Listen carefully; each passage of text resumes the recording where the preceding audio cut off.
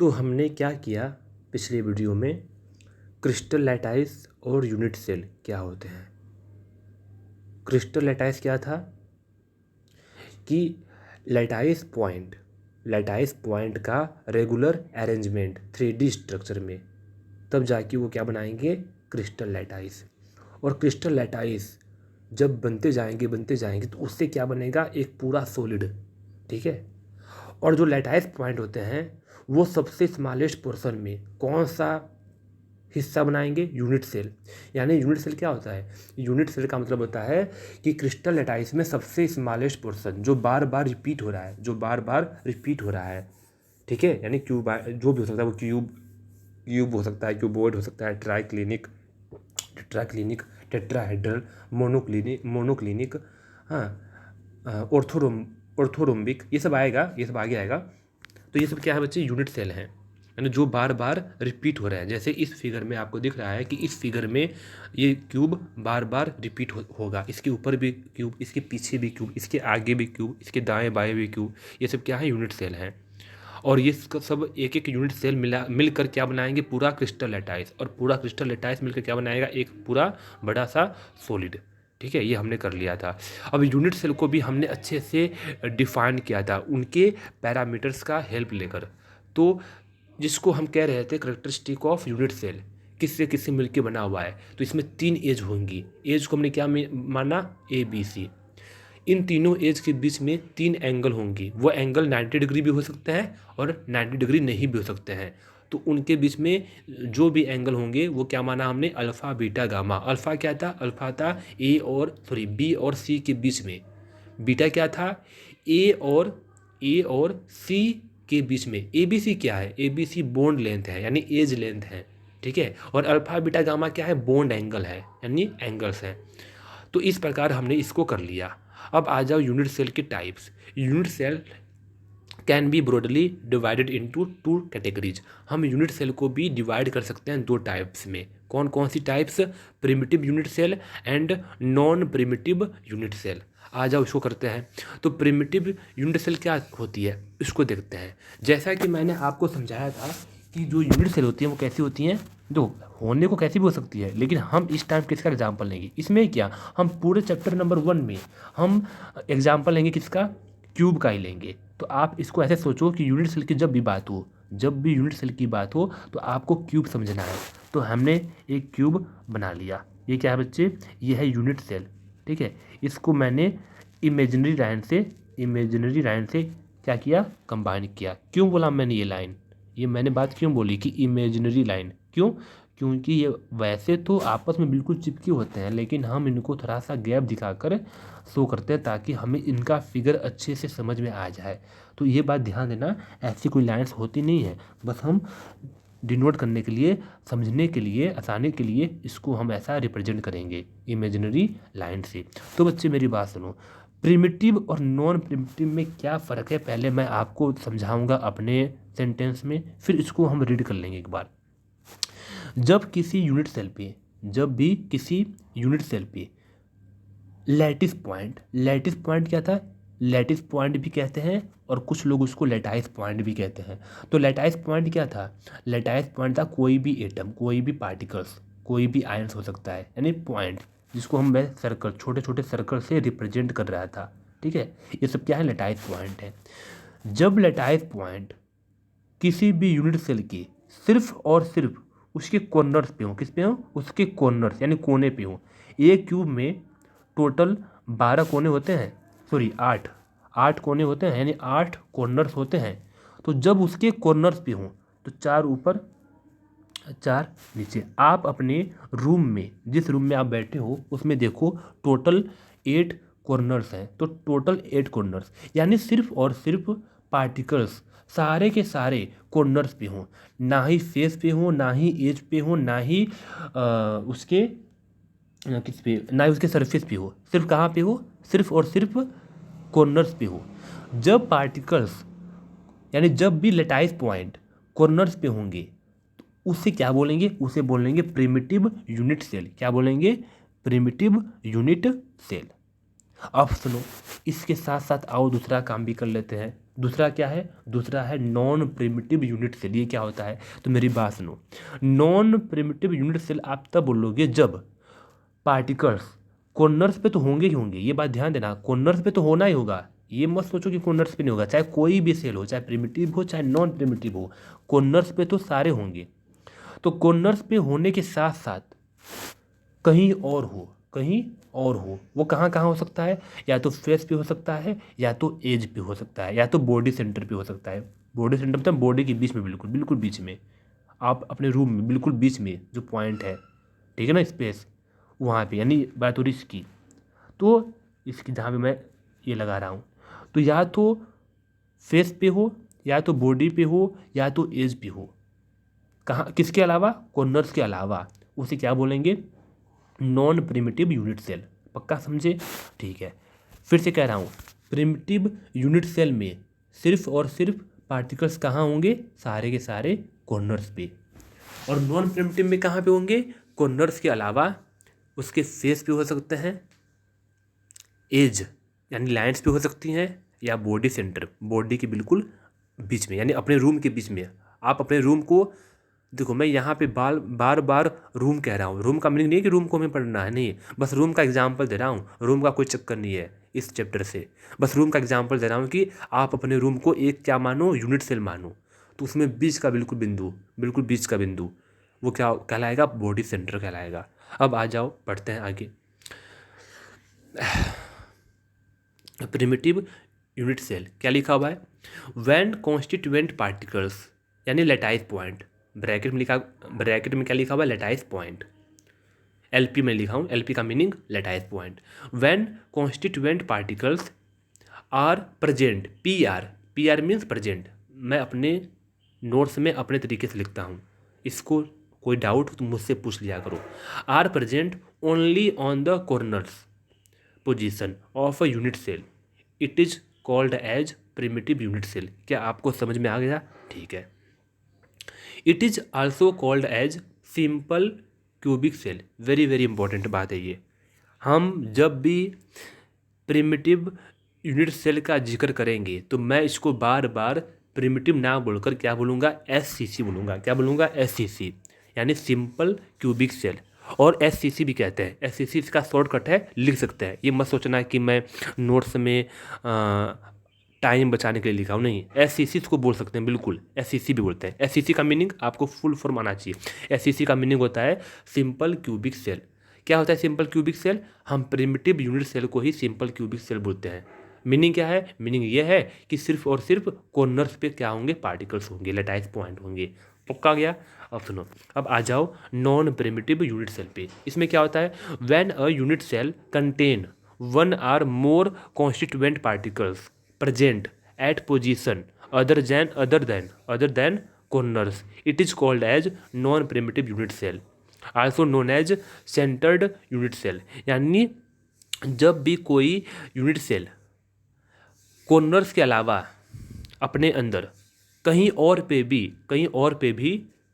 भी particles contain करता है, उसे क्या बोलेंगे? Non primitive unit cell. और इसका नाम एक और है जिसको कहते हैं सेंटर्ड यूनिट सेल। इसको हम क्या बोलते हैं? Centred unit cell. जैसे हम प्रिमिटिव को एससीसी भी कहते हैं, सिंपल क्यूबिक भी कहते हैं, ऐसे ही नॉन प्रिमिटिव को भी हम क्या बोलते हैं? दूसरे नाम से सेंटर्ड यूनिट सेल। अब आ जाओ आगे। अब नॉन प्रिमिटिव, यानी नॉन प्रिमिटिव को भी आगे डिवाइड किया गया है। तो लिखा हुआ है centred unit cell are of 3 types, यानी नॉन प्रिमिटिव 3 टाइप्स के होते हैं। कौन कौन से होते हैं? पहला है बॉडी सेंटर्ड यूनिट सेल, दूसरा है face centred unit cell, third है एंड सेंटर्ड यूनिट सेल। तो आओ एक एक करके इसको समझते हैं। पहला क्या है? बॉडी सेंटर्ड यूनिट सेल, यानी बीसीसी। इसको बीसीसी बोलते हैं। बीसीसी क्या है? शॉर्टकट है, बिल्कुल बोल सकते हैं। बीसीसी हम लिख भी सकते हैं, एग्जाम में बीसीसी लिखेंगे, या इसको फुल फॉर्म में लिख सकते हो। बीसीसी का फुल फॉर्म क्या है? बीसीसी का फुल फॉर्म है बॉडी सेंटर्ड यूनिट सेल। इसका मीनिंग क्या है? इसका मीनिंग ये है बस बीसीसी का कि 8 पार्टिकल तो कॉर्नर पे होंगे ही होंगे, 8 पार्टिकल्स कॉर्नर पे तो होंगे ही होंगे, और 1 पार्टिकल्स कहाँ पे? बॉडी के सेंटर पे, बॉडी के बीच में। देखो मैंने यहाँ पे सॉरी मैंने ये गलत से मैंने गलती से यहाँ पे सर्कल कर दिया, मुझको यहाँ पे करना चाहिए था। ये फिगर है, देखो ये फिगर है। तो बॉडी में क्या होगा, 8 तो होंगे ही कॉर्नर पे, और एक कहाँ पे होगा, बिल्कुल बॉडी के सेंटर में। देखो मैंने बनाया हुआ है, मैं इसको जूम कर रहा हूँ, देखो 8 तो बच्चे कहाँ पे हैं, 8 तो बच्चे हैं कॉर्नर पे, मैंने बना दिया ब्लैक डॉट से। ये रेड डॉट से बिल्कुल बीच में क्या बनाया हुआ है, ये बॉडी सेंटर है, बॉडी के बीच में बिल्कुल, ठीक है। इसे बोलते हैं क्या बोलते हैं इसे, BCC, यानी बॉडी सेंटर्ड क्यूबिक सेल। तो कोई पूछे बॉडी क्यूबिक सेंटर्ड क्या होता है, तो आप कहोगे बॉडी क्यूबिक सेंटर्ड में 8 पार्टिकल्स होते हैं कॉर्नर पे और एक पार्टिकल्स होता है बॉडी के सेंटर पे, और इस प्रकार का आप डायग्राम बना के दिखा दोगे। और क्वेश्चन ये आते हैं, ये मत सोचो कि आसान चीज़ें तो नहीं आता, ये क्वेश्चन बहुत बनाया हुआ है, मतलब तीनों आते हैं, नॉन प्रिमिटिव के तीनों टाइप्स आते हैं, ठीक है। और देखो लिखा हुआ है इसमें इसमें मैंने आपको डेफिनेशन लिखने के बजाय बस समझा दिया है, और इसमें डेफिनेशन याद करने की जरूरत नहीं है, आप खुद से लिख सकते हो। कैसे लिखोगे, a cubic cell in which 8 particles are present on each corners and 1 particles are present in the body centre, ठीक है। तो मैंने यहाँ पर लिखा हुआ है, देखो 8 देखो पार्टिकल्स को क्या बोलते हैं, लेटाइस पॉइंट भी कहते हैं। तो यहाँ पे लेटाइस पॉइंट का मीनिंग आप कंफ्यूज मत होना बच्चे, लेटाइस पॉइंट का मीनिंग है पार्टिकल्स ही। तो LP यानी lattice point, 8 lattice point at corners and 1 lattice point in centre, ठीक है। आप सुनो, अब क्या है, FCC है। FCC का मीनिंग क्या है, फेस सेंटर्ड यूनिट सेल, इसको बोलते हैं FCC। तो नाम में लिखा हुआ है FCC, यानी फेस की बात हो रही है। तो यानी देखो एक बात और, कोई भी डेफिनेशन हो, 8 कॉर्नर पे तो रहेंगे पार्टिकल, ठीक है। तो आप कहोगे 8 तो पार्टिकल होंगे कॉर्नर पे, और बाकी के 6, देखो कितने फेस हैं, टोटल 6 फेस हैं। कितने फेस हैं, टोटल 6 फेस हैं। एक ये फेस है, सॉरी एक ये फेस, एक ये फेस, एक ये फेस, एक नीचे वाला फेस, एक इसके पीछे वाला, एक आगे वाला, टोटल 6 फेस होते हैं, ठीक है ना। आप अपने रूम में देखो, टोटल 6 फेस हैं। तो हर एक फेस पे एक पार्टिकल, हर एक फेस के बिल्कुल बीच में सेंटर पे एक पार्टिकल, तो टोटल 6 पार्टिकल हो गए ऐसे, और 8 पार्टिकल हो गए कॉर्नर पे, यानी 14, 8 + 6 14 पार्टिकल। तो इस प्रकार आप कहोगे a cubic cell, a cubic cell या a unit cell in which 8 particles are present on each corners and 6 particles या 6 lattice point are present on each face is known as face cubic cell या face unit cell, FCC। तो face centred क्या नाम है इसका, face centred unit cell, इसको बोलते हैं FCC। इसका डायग्राम देखो, इसका डायग्राम आपको समझ में आया। 8 तो है कॉर्नर पे जो कि मैंने बनाया हुआ है, ठीक है, और 6 है फेस पे, 6 है फेस पे, एक फेस के लिए, दूसरे फेस के लिए, तीसरे फेस के लिए, और चौथे फेस के लिए। जो 5वां फेस है वो पीछे है, यानी यहाँ पे देखो। जो छठा फेस है वो आगे है, यानी यहाँ पे देखो, ये आगे आपको दर्शा रहा है, ठीक है। आपको इमेजिन करना होगा, मैंने कहा है ये चैप्टर इमेजिन वाला है, आपको सोचना होगा किस प्रकार ये दर्शाया गया है, ठीक है। अभी तो चीज़ें बहुत आसान है, आगे जाके थोड़ी बहुत आपको दिक्कत होंगी, उसके लिए मैंने अलग से कुछ दिखाऊंगा, वहाँ से आपको आ जाएगा समझ में, ठीक है। तो क्या लिखोगे, 8 lattice point at corners and 6 lattice point at face. अब आ जाओ किस पे, अब आ जाओ लास्ट वाले पे जिसका नाम है एंड सेंटर्ड यूनिट सेल, इसको बोलते हैं ECC। क्या बोलते हैं, ECC। इसमें क्या होता है बच्चे, देखो 8 तो होंगे कॉर्नर पे, 8 तो होंगे कॉर्नर पे, और किसी भी दो अपोजिट फेस पे, किसी भी दो अपोजिट फेस पे, यानी मान लो आप ये फेस लोगे तो इसके अपोजिट वाला इस फेस पे पार्टिकल्स होंगे, किसी भी दो। यदि आप ऊपर वाला फेस लोगे तो इसके अपोजिट नीचे वाले फेस पे, दोनों पे क्या होंगे, पार्टिकल्स। किसी दो पे, फेस कितने होते हैं, 6 होते हैं, 6 पे नहीं, किसी दो फेस पे, और किस प्रकार, अपोजिट पे। ऊपर पे एक पार्टिकल होगा तो नीचे भी एक पार्टिकल होगा, या दाएं एक पार्टिकल होगा तो बाएं भी एक पार्टिकल होगा, या पीछे एक पार्टिकल होगा तो आगे भी एक पार्टिकल होगा। मेरी बात समझे। तो किसी भी दो फेस पे, अपोजिट फेस पे, और साथ में 8 कॉर्नर्स पे, इसे क्या बोलते हैं, इसे बोलते हैं एंड सेंटर्ड यूनिट सेल। तो मैंने यहाँ भी देखो लिखा हुआ है, 8 तो कहाँ पे हैं, 8 हैं कॉर्नर पे और 2 हैं अपोजिट फेस। मैंने ऊपर नीचे का एग्जाम्पल ले लिया, ठीक है। इस प्रकार टोटल 10 लेटाइस पॉइंट हो गए। तो मैंने लिखा हुआ है 8 lattice point at corners, 2 lattice point at any 2 opposite face. अब आ जाओ नोट। देखो वैसे तो नॉन प्रिमिटिव 3 ही प्रकार के होते हैं, लेकिन हम एक्स्ट्रा से एक को और मानते हैं। हालांकि ये नॉन प्रिमिटिव के अंतर्गत नहीं आता, लेकिन एक और है जिसका जिक्र एनसीईआरटी में नहीं है, बट आगे जाके चैप्टर के आगे जाके जब हम वाइड पढ़ेंगे तो वहाँ पे इसका जिक्र होगा, लेकिन फिलहाल इसका जिक्र नहीं है। फिर भी इसको समझ लेते हैं। एक और होता है जो कि इनके क्लासिफिकेशन के अंतर्गत नहीं मानते, बट होता है। कौन सा होता है? उसका नाम है एज सेंटर्ड क्यूबिक सेल। क्या होता है? एज। देखो ये था एंड जिसको मैंने अभी समझाया था, लेकिन ये क्या है? Edge centred cubic cell. इसको क्यों नहीं मानते इनके टाइप्स में? क्योंकि ये काल्पनिक है, इमेजिनरी है, ऐसा पॉसिबल नहीं होता। खैर आ जाओ, इसका मीनिंग क्या है वो देखते हैं। 8 तो होंगे कॉर्नर पे और बाकी के पार्टिकल्स 12 के 12 कहाँ पे होंगे? एज पे। कहाँ पे होंगे? एज पे। मैंने 12 क्यों बोला है? क्योंकि एक क्यूब में टोटल 12 लाइन्स होती हैं, 12 एज होती हैं। आप काउंट कर सकते हो अपने रूम में। तो 12 एज पे 12 पार्टिकल्स और 8 कॉर्नर तो हैं ही। तो इस प्रकार इसे बोलते हैं हम एज सेंटर्ड यूनिट सेल। अब नोट नंबर सेकेंड देखो। नोट नंबर सेकेंड क्या लिखा हुआ है? लेटाइस सेल, लेटाइस पॉइंट मिलके क्या बनाएंगे? यूनिट सेल, जब वो 3D में रेगुलर अरेंजमेंट होंगे। और यूनिट सेल मिलके क्या बनाएंगे? Crystal lattice. और क्रिस्टल लेटाइस मिलके क्या बनाएंगे? Solid form. मैंने आपको ऑलरेडी समझा दिया है, ठीक है।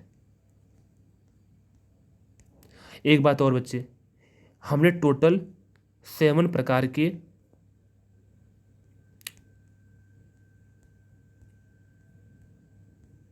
रुको ये क्या था? रुको सॉरी, हाँ मैं वीडियो को यहीं पे रोक रहा हूँ। इसके आगे क्या है? हम 7 यूनिट सेल को हमने डिफाइन तो कर लिया, क्लासीफाई भी कर लिया। अब यूनिट सेल को उसके उसके नंबर ऑफ लेटाइस पॉइंट के अकॉर्डिंग हम उसको एक प्रकार से और डिफाइन करते हैं, जो कि इस प्रकार है। जो मैंने आपको बोला था ना कि यूनिट सेल क्यूबिक भी हो सकती है, ट्राइक्लिनिक भी हो सकती है, टेट्राहेड्रल भी हो सकती है, उस प्रकार से हम इसको और डिफाइन करेंगे और क्लासीफाई करेंगे। और वो टोटल 7 प्रकार के होते हैं। तो यहाँ पे मैंने बनाया हुआ टेबल, इस टेबल को मैं समझाऊंगा अगले वीडियो में। काफ़ी इंपॉर्टेंट टेबल है ये, इसको मैं ट्रिक से समझाऊंगा, ठीक है। और काफ़ी आसान भी है, कोई दिक्कत नहीं होगी। तो मैं वीडियो को यहीं पर रोक रहा हूँ।